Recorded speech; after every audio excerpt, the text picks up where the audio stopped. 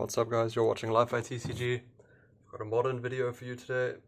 This is on a little bit of a brew that I've come up with using some cards from Modern Horizons 2. So, of course, there haven't really been any cards spoiled yet from Modern Horizons 2, but we do have one very important one. I think it's going to be quite good. It was a Mystical Archive card from Strixhaven. So, if you know what I'm talking about, then you know what I'm talking about, but otherwise we'll get to it when we get to it. So just as a little bit of like an overview of the process, how I kind of arrived at this idea, like Lurrus of the Dream Den, one of the best cards in Modern for any kind of like fair strategy. Of course the like various low to the ground kind of like aggro control, some of them are a bit like more mid-range, some of them are a bit more like pure aggro, more like burn focused, with the prowess creatures, things like that. So there's all sorts of variants of the Lurrus decks. So one of the ones that's been quite appealing to me recently, like the one that Daniel Goetschel has been having a lot of success with, is the Jund variation, the Jund Death Shadow. With the creatures being Hex Drinker, Scourge of the Skyclaves, Tarmogoyf, and Death Shadow. So that's quite a nice deck. It does some cool stuff.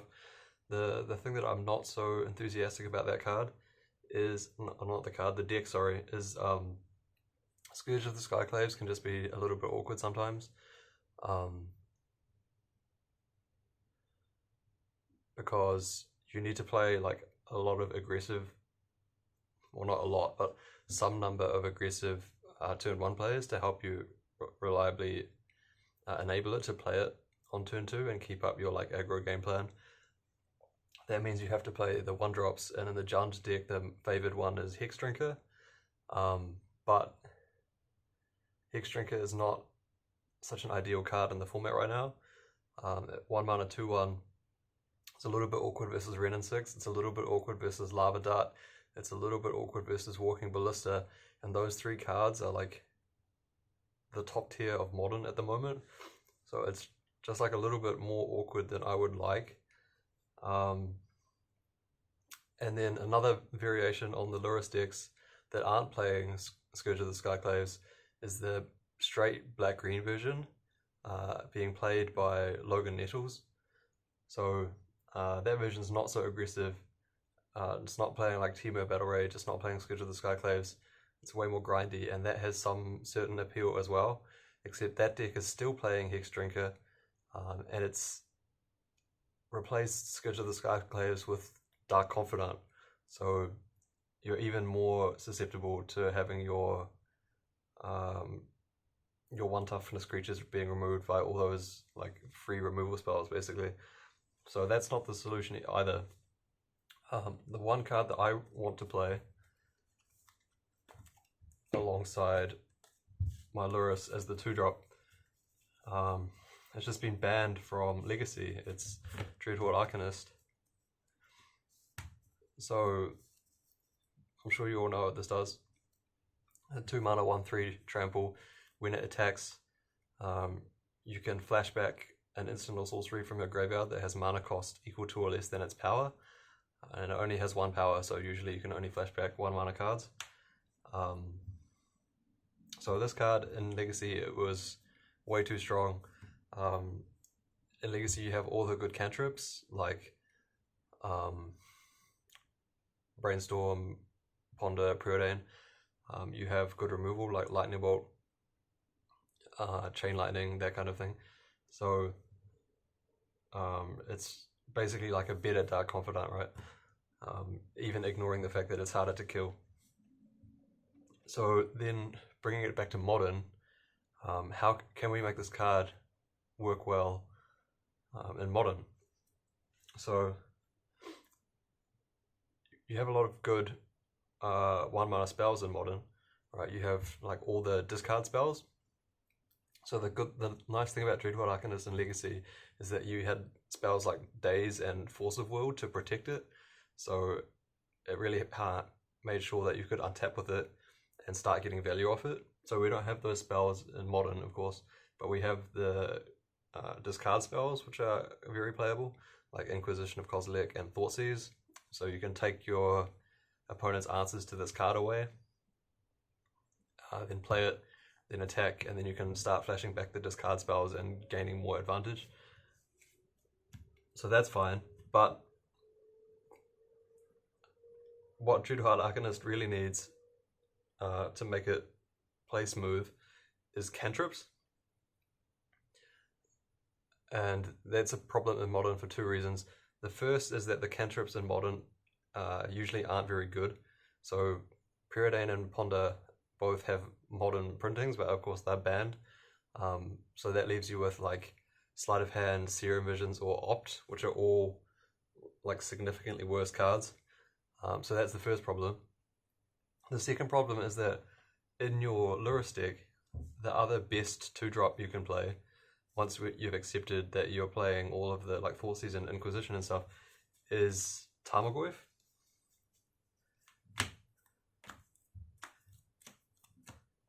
So that means that if we're trying to play cantrips like Serum Visions or Sleight of Hand or whatever, and Lurrus and Dreadhorde and Tarmogoyf, we need like black, green, red, blue mana in what is trying to be like a sort of low land count Xeroxy strategy. And that just feels like an absolute shambles, especially in Modern, where you kind of have to play basics, not only to play around Blood Moon, but because your opponents can have effects like Path to Exile and Field of Ruin that you don't have to worry about in Legacy so much. So yeah, that's a very awkward thing about trying to build a deck like that with 4 colors. So the solution to this problem is that actually you can just play green cantrips. You don't have to play any islands in the list. And the card that has allowed us to do that is Abundant Harvest, which is a new sorcery from Modern Horizons 2, and it was one of the cards in the Strixhaven Mystical Archive. So what that does, it's a sorcery, it just costs green. You choose either land or non-land, and then you reveal cards from the top of your library until you hit the one that you chose and you put it into your hand. So that's actually a very strong effect. For example, if you keep a hand that only has 1 land and that spell, you're going to be guaranteed to be able to find your second land off it, which is something that even cards like Ponder or Preordain can't necessarily do. And then late in the game, when you don't need lands, it's guaranteed to find you a spell. Like it's like, I think it's better than a lot of the blue cantrips that are legal in Modern, or at least like very comparable. So the fact that we can build the deck in this way and not play islands, not have to play islands, is a very big upside in terms of making the mana base much stronger. And then the other cantrip, because 4 cantrips is not really enough, is Traverse the Ulvenwald. So in the early game, again, like Abundant Harvest, as long as you have a turn 1 green source, it's guaranteed to find you your second land. Then later in the game, once you have the Delirium, it starts searching for creatures. Dreadhorde Arcanist can flash it back, find more threats. Very, very potent spell for only 1 mana. And the fact that we have these 8 green cantrips effectively, and the 4 Abundant Harvest and the 4 Traverse, means that we can really play this deck like a Legacy Delver deck almost, in terms of the mana base and the mana curve and all those kind of things, which is a really interesting kind of option that we haven't really had before. I don't think it, especially remember that Dreadhorde Arcanist is extremely powerful, right? Like this card is banned in Legacy. So once we've built the deck from here, so we have the Lurrus, we have the Dreadhorde, we have our Tarmogoyf, and we have our 8 cantrips, the 4 Traverse, and the 4 Abundant Harvest. I haven't actually bought these yet, sadly.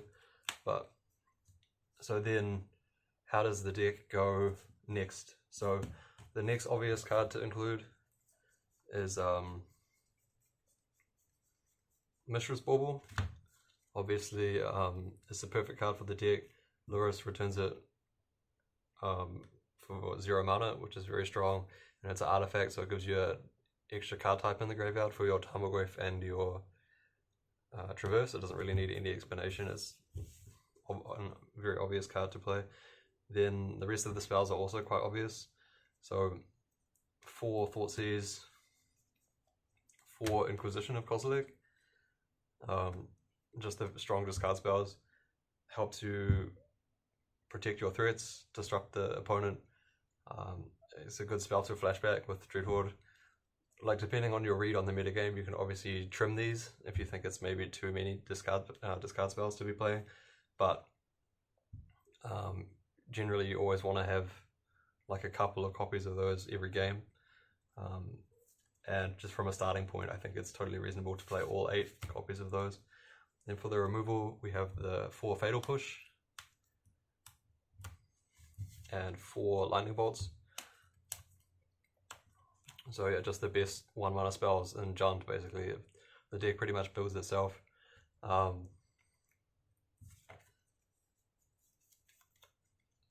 So Push is great removal, Bolt is great removal, Bolt can also go face, and when you're flashing it back with the Dreadhorde, that can be a fast way to kill the opponent. And then we also want to have more creatures as Traverse targets, because it's a little bit awkward if all our Traverse targets cost 2 mana. It's going to be a little bit difficult to Traverse for a creature and then play it immediately. So what's the best 1 mana creature for this kind of deck? Obviously it's Death Shadow. So we can't play Street Wraith in the list because we have Lurrus, but remember that like playing Junt Shadow without Street Wraith and playing Lurrus is like a very common thing at this point. That's not like a very revolutionary decision.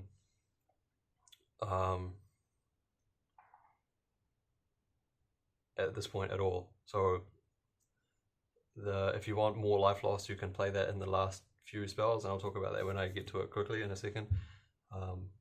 But yeah, all of this configuration of the list pretty much builds itself. Like you're still 3 color fetch shock mana base. You can deal yourself a ton of damage just from your lands.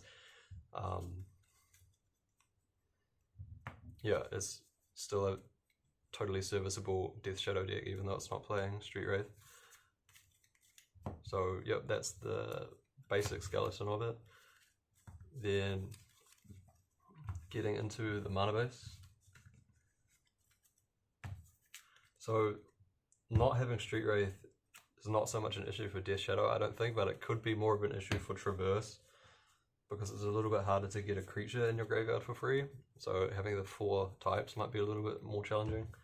But again, I'll talk about that when I get to the last few spell slots. So in terms of the mana base, as I already sort of explained, as long as you have a green source on turn 1 and one of your cantrips, it's very reasonable to keep a hand with only 1 land in it, because you have these 8 spells that guarantee you the ability to find your second land. So how many lands should you play? Like, just starting from the assumption of the Legacy Delver Shells, they all play basically 14 blue sources, some a little bit more now because they have Uro and things like that. That stretches the demands for the mana a little bit further. But if we start with the assumption that we want 14 green sources, so we have like 1 forest, 2 Overgrown Tomb, 1 Stomping Ground,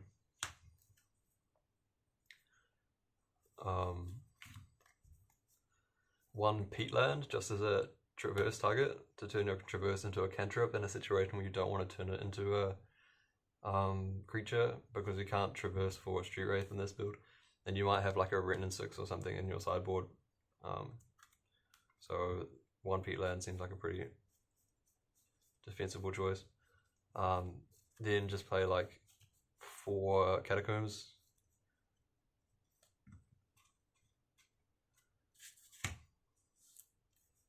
Three Wooded Foothills, 2 Bloodstained Mire. So how many is that? 1, 2, 3, 4, 5, 6, 7, 8, 9, 10, 11, 12, 13, 14. There you go. So that's 14 green sources there already. Whether, like, I'm not a Death Shadow expert in Modern, for sure. So, like, if you're looking at this and you're saying, like, you should have more Bloodstained Mires, or like you should have a second Stomping Ground instead of a fetch land or something like that, yeah, you can figure that out as you go, but this just seems like a pretty solid starting point.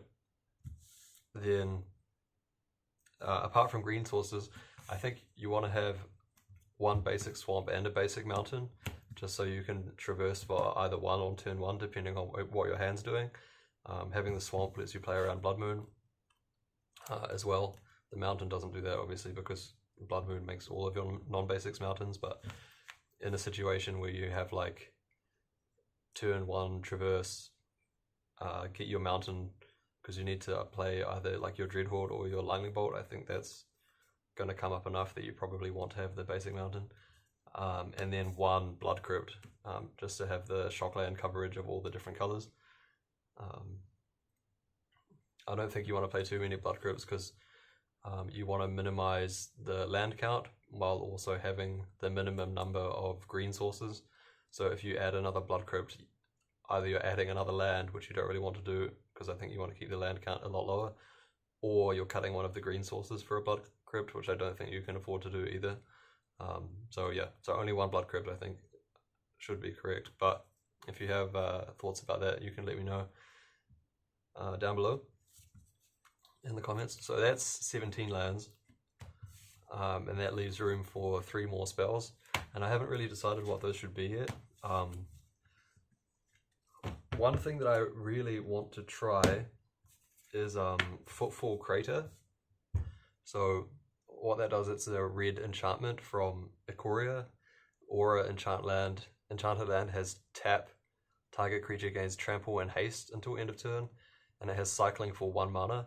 So both the cycling and the enchant land mode on that card are like very useful in this deck potentially. So cycling it for 1 mana is obviously great because it puts a different type in your graveyard, so it makes your Tarmogoyf bigger. More importantly, it lets you get Delirium on your Traverse. And obviously it's a cycle, so it draws a card when you do that. Unlike Seal of Fire, whereas like maybe your opponent doesn't have any good targets for Seal of Fire and you just have to shoot your opponent's face to put a different type in the graveyard. The way the deck is positioning itself is a little bit grindy than some of the other Death Shadow lists with the 4 Arcanists. So having to make a play like Seal of Fire opponent's face just to activate your Delirium doesn't seem very good. So yeah, so that's the upside of the cycling mode on the Footfall Crater, just the fact that it's like a very good Delirium enabler. But casting it either from your hand or from your graveyard with Lurrus is also very good in this list. So firstly, because we're trying to position ourselves in such a grindy way with the Dreadhorde Arcanist instead of the Scourge, I don't think I want to play Temur Battle Rage. Like, I just don't like that card very much. You might feel like it's a bit of a necessary evil in Modern. You know, like it makes your clock 1 turn faster or whatever versus those decks that you can't really interact with and you just need to race. But that's not really an approach I want to take. I want to see if like using your Dreadhorde to flashback your discard spells like lets you slow down those decks enough that you can like fight them on that axis rather than necessarily trying to just race them.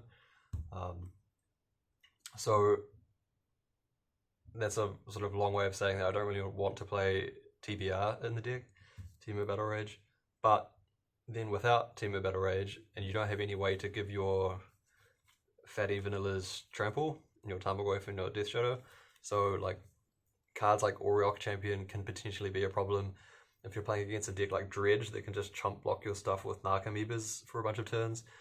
That's not very ideal either. And the other thing, yeah, so having some kind of trample thing, even though you don't have the TBR, seems like a pretty strong upside. And the other thing is that this version of Shadow, because people have tried Footfall Crater in the past as the same idea as like a trample thing plus Traverse Enabler, but the sweet thing about Footfall Crater in this build is that with Dreadhorde Arcanist times 4, you get a lot of mileage out of giving your stuff haste. Like if you give your Tarmogoyf haste, that's like Lava Axe to your opponent's face potentially, right? And that's obviously not bad, but it's not so amazing either. But if you give your Arcanist haste, that can be like an extra Thoughtseize or extra Fatal Push your important creature. It's a very big upgrade when you're giving your creature haste, gives you a free card out of it. You flashback your Traverse or whatever, you get another Death Shadow to play, all this kind of thing. So, yeah, I think the Footfall Crater could be like a really strong option. So I could even consider playing like 2, and then you have 1 more flex slot left over. If I wanted to test this deck like tomorrow, that's the configuration I would try. And then for the last card, you could have like a Dismember to have an extra removal spell and make your life loss a bit more consistent because you don't have the Tree Wraiths. You could have a Mutagenic Growth, so it protects your Dreadhorde from removal. And it can also be flashbacked by your Dreadhorde to just be a little bit more aggro more quickly, just a little bit of a pump when you're attacking. This last card could also be Becomme Immense. So it has the combo with Dreadhorde Arcanist, so even though Becomme Immense has like 7 CMC or something like that, once you pump your Dreadhorde up to 7 power, it can then flash that back. So you're attacking for like 13 damage or whatever when you do that. Pretty solid. And you can just Becomme Immense your Tarmogoyf or whatever as well if you're just getting in for that last few points of damage. So that's a totally reasonable choice as well. Yeah, along with the Footfall Craters, this last card could be like a Tarfire or a Seal of Fire just to make those Deliriums even more consistent. Some people play like a Cling to Dust as a one-of in their Shadow main decks. Probably I wouldn't do that with this list because with the Delirium and with the Dreadhorde Arcanist, it's too many things competing for your graveyard, I think. Lurrus as well. So yeah, I probably would like steer clear of that. But it's definitely worth mentioning just because it's like a solid card for this kind of deck. But yeah, those are about most of the good options that are worth looking at, I think. So yeah, that's just like a little brew I made when I saw the Abundant Harvest. I think Dreadhorde Arcanist has the potential to be a really busted card. Obviously, we've seen it be banned from Legacy if there's enough good spells in the format to use with it and protect it and all that kind of thing. And I think having Abundant Harvest in the format is like that one extra spell that could push this card into like tier 1 territory. But the thing that's worth remembering, of course, is that Abundant Harvest is not legal until Modern Horizons 2 comes out, and there's guaranteed to be all sorts of crazy stuff in that set. Even if Wizards have like toned down their design philosophy from the first Modern Horizons, which, if you remember, gave us like Ren and Urza and Hogarth and Arkham's Astrolabe and probably a bunch of other stuff that I'm not even remembering, but like just those 4 cards alone completely change the format. So, you know, like maybe after Modern Horizons 2 comes out, like Lurrus isn't even good anymore, or you know, who knows what kind of crazy thing could happen. But this kind of like Fear, Lurrus, Shadow, Thoughtseize deck has been very good for a long time. I think it has a strong chance it's going to be pretty good still going into the future. And I'm looking forward to trying a list like this in Modern after the Modern Horizons release. So that's all for today. This has been Life at TCG, signing out.